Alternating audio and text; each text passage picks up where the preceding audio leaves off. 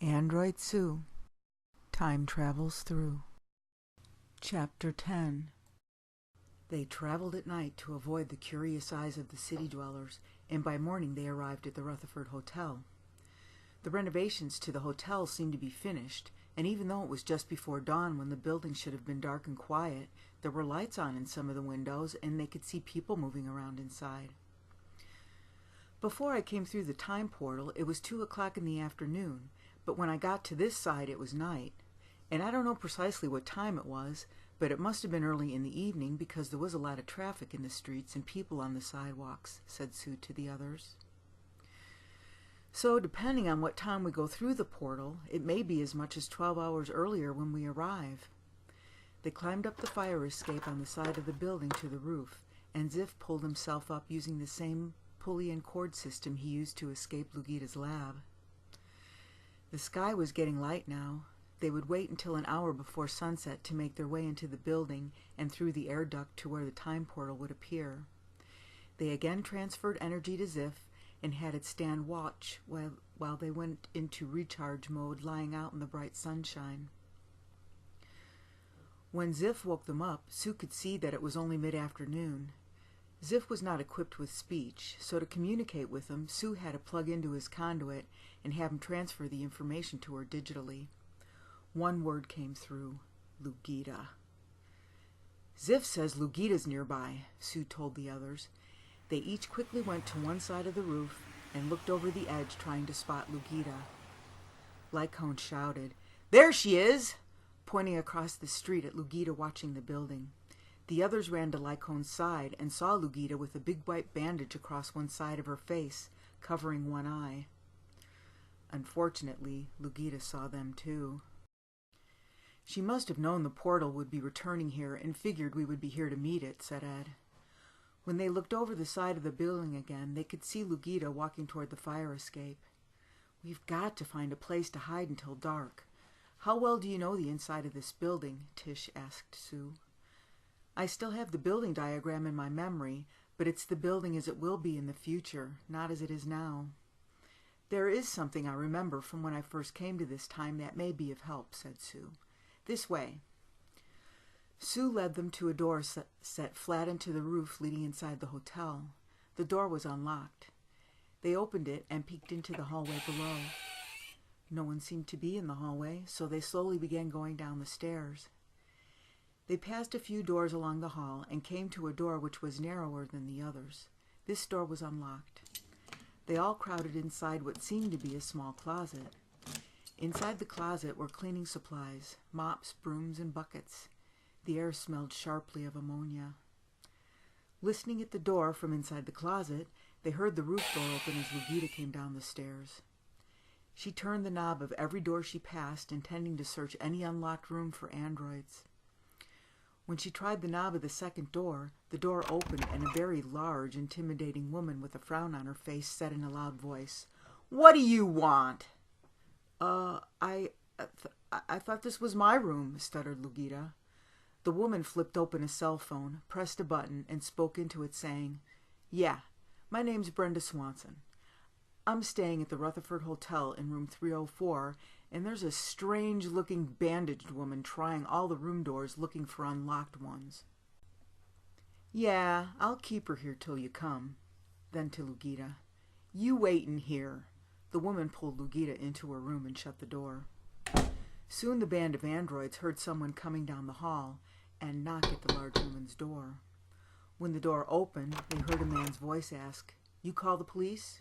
"Yeah, come on in," said the woman, and the door closed. The door opened again as Lugita, the large woman, and the police officer walked past the closet door. They heard the police officer say, "The manager says you aren't registered at this hotel, so you'd better explain at the station." By now it was late afternoon, so the group of androids thought they'd better make their way to where the time portal would appear in an air duct on the first subground floor, which in this time was the only subground floor, the basement. They peeked outside the closet door and didn't see anyone in the hall. They walked slowly, single file, along one wall to the stairs. All seemed quiet there, so down the stairs they went. They were only halfway down the hall, going to another set of stairs which led to the basement, when they can hear people coming down the stairs behind them. They quickly ran behind a low table with a plant on it and hid out of sight.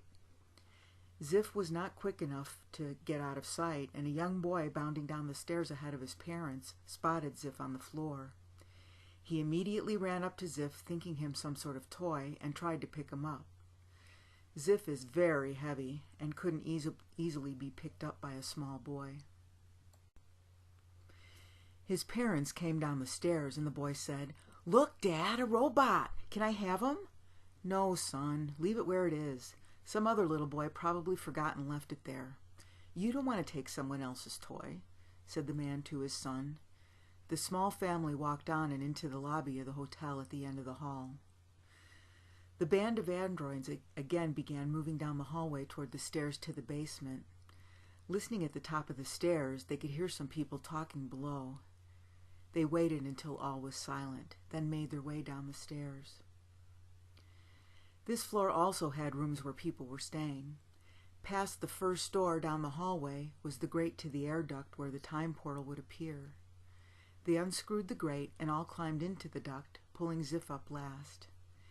They couldn't screw the grate back on from inside, so Ziff held it in place so as not to attract attention. At the police station, Lugita had been left alone in a small room after giving the officer who brought her to the station her name and address. Soon that officer came back into the room with another female officer who sat at the table across from Lugita. "So, tell me what you were doing at the Rutherford Hotel and why you were trying to get into Mrs. Swanson's room," said the female officer in a no-nonsense tone of voice. The police had run a check on Lugita. They knew she was a wealthy scientist and daughter of the late Malcolm Dietz. Lugita knew she had to get out of that police station and back to the hotel soon, or she would lose all the androids. "I made a mistake," said Lugita.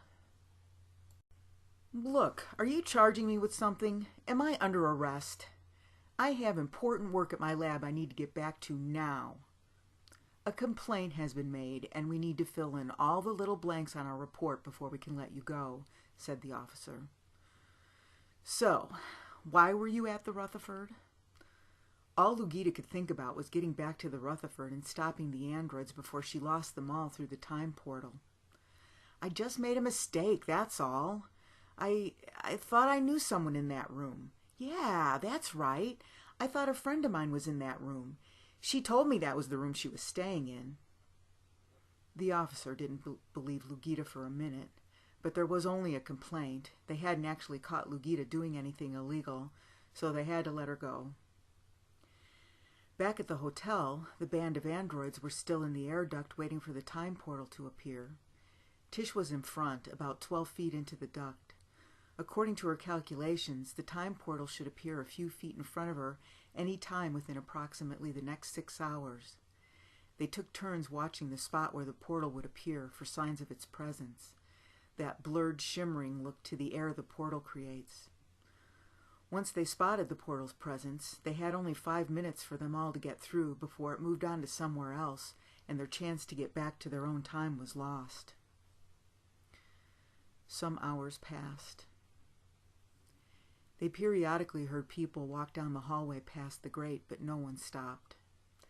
Then just outside the grate, they heard a voice say, "But the manager didn't tell me a repair person would be coming today." "Must have forgotten.